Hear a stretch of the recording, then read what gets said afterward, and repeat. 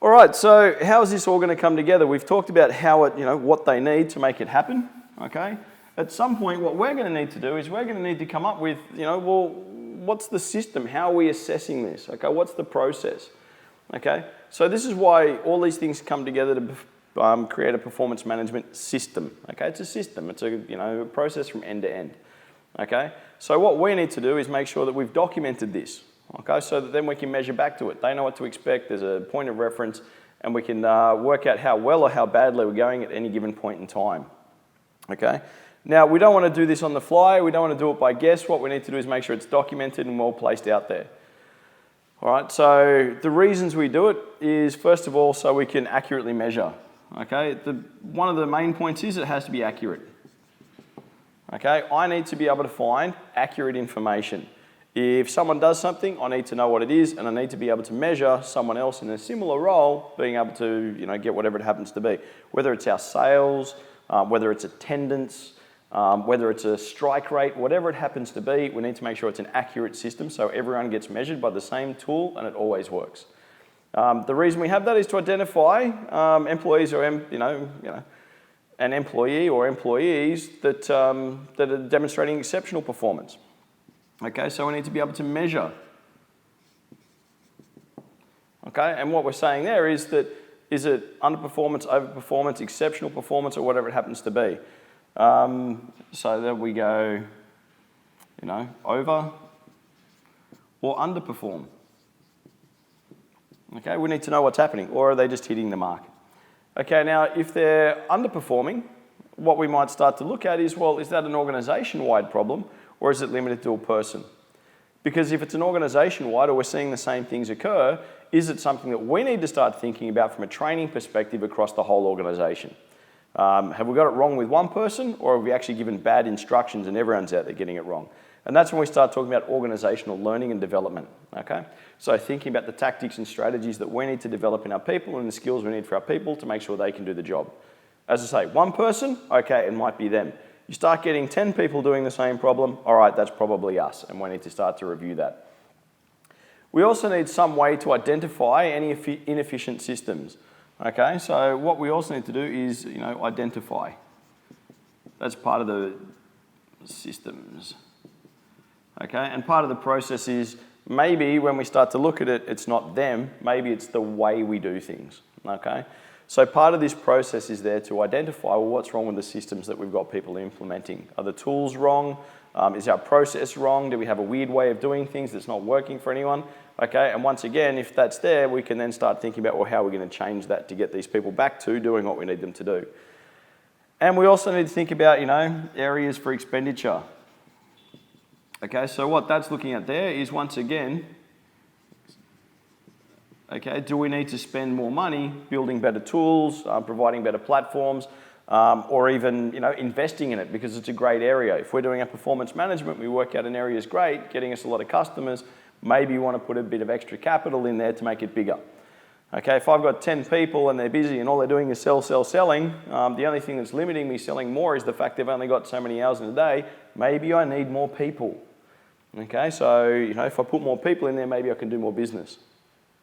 Same, if there's not demand, perhaps maybe I need to pull back, whichever way I want to do it. All right, we also want to start thinking about, taking this information and providing information. Okay, so once again, another purpose here is to provide our management a bit of visibility about what's taking place in our business. Okay, so whatever system we have in here, we need to think about, well, how am I going to collect that information and then push it up to my management team so they can start using it? Okay, because we need to know who's doing what and where, how often, etc.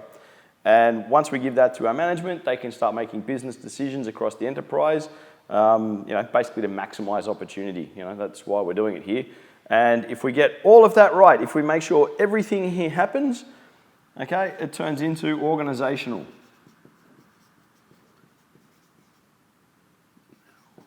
Okay, it turns into organizational level performance. If I have all my people going through a system that's accurate, that we can clearly measure, that identifies the under and over performance of various people, okay, and then aids to fix that, that can identify inefficient systems that we have, that can work out areas for us to expend our money and our resources to try and improve, and provide our management with great decisions, what that will lead to is a higher level of organisational performance. We will hit, as an organisation, what our goals are. Our vision and mission will become a reality very quickly because we're right on top of it. Okay, there should be no mystery. We don't wait till the end of the year to go, did we win or lose? We've been checking every day as we went. Okay? So that's really the why. We get down to the how and the why, and that's what's important there. Now that we've looked at the top of the organisation, the big heady top, now we need to come all the way back down to reality for a minute and come down to where it all really matters. The most important part here, which is the individual. Okay, once again, to get it all the way down to every single last person in your organisation, because that's the level of detail you need.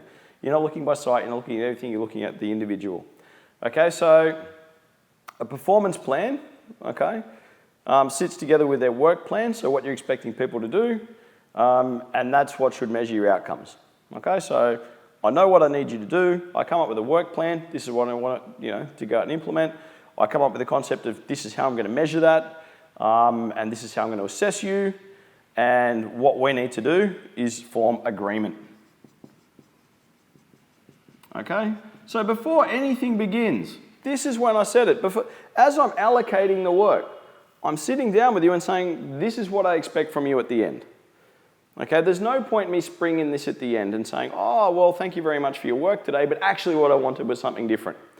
Okay, so what we need to do is before anything begins, this is where it comes together. That initial creation of the performance plan happens before we start. And what should happen there is we're letting them know about what we need to achieve, when we need to achieve it, how much, so the who, what, where, when, and why, and we get some agreement with the person. So we let them know what's going to happen. Now, what should happen at that point is they will tell us, well, hang on, yeah, I can, but here's the barriers to performance, or here's the concerns that I have. And your job as a leader is to overcome that or remove those conditions or identify what the problems might be before it begins. So that before they begin, everyone's on the same page, everyone's cool, we know what we have to achieve, we can now go out and achieve it, we've been warned of any problems that we have, so now, all things being equal, when we come to the end, we should be on track. Okay? So as I say, that individual agreement is essential.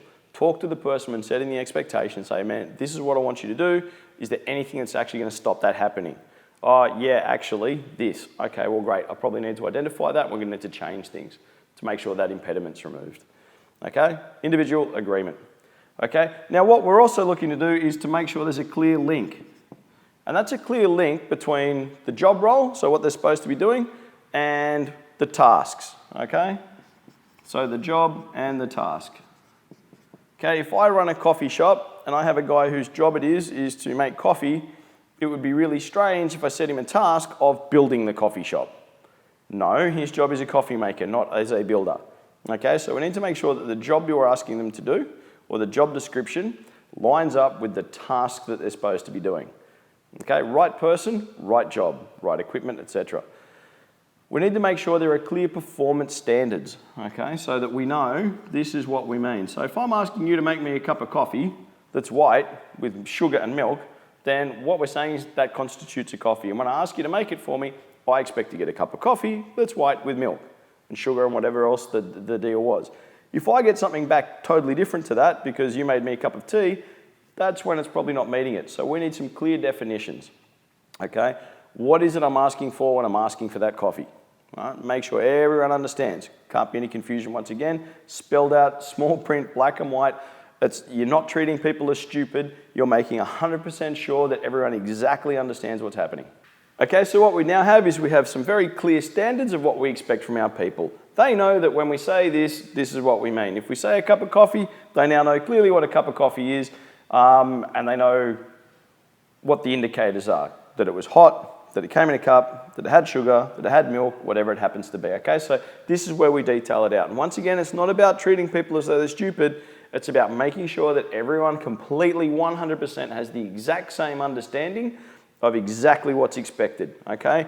Can't be clear enough. Has to be crystal, perfectly understood by everybody, okay? Then you won't get any upset last minute, oh, but I thought, okay? Which is what you're trying to avoid. The next thing that people need is they need to make sure there's a clear time frame. Okay, so they need to know, well, when? When do I need to have this done by? How often do I need to do it? Okay, what are the timings involved? Okay, so once again, sometimes that can create a huge expectation difference. On a personal level, my wife tells me she wants something done, and to me, I'm like, yep, no worries, it'll be done. She comes back later on, it's not done, and she gets really cranky about it.